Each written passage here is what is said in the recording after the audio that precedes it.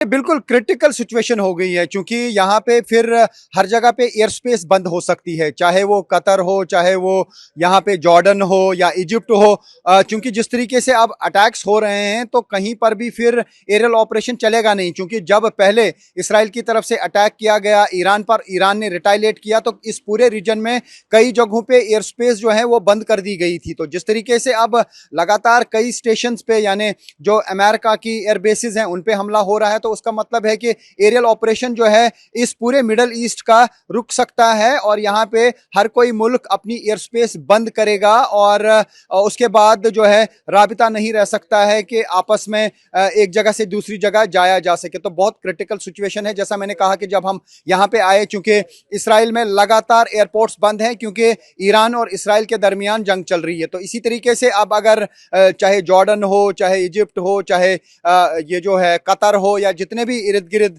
ममालिक हैं, इराक हो, जहां जहां पे भी एयर बेसिस हैं अमेरिका की, अगर उन पे अटैक्स हो जाते हैं तो पूरा ये क्षेत्र जो है ये कहा जा सकता है कि युद्ध में तब्दील हो जाएगा और पता ही नहीं चल पाएगा कि कहां से मिसाइल आ रहे हैं, कहां से वापस जा रहे हैं, कौन जवाब दे रहा है,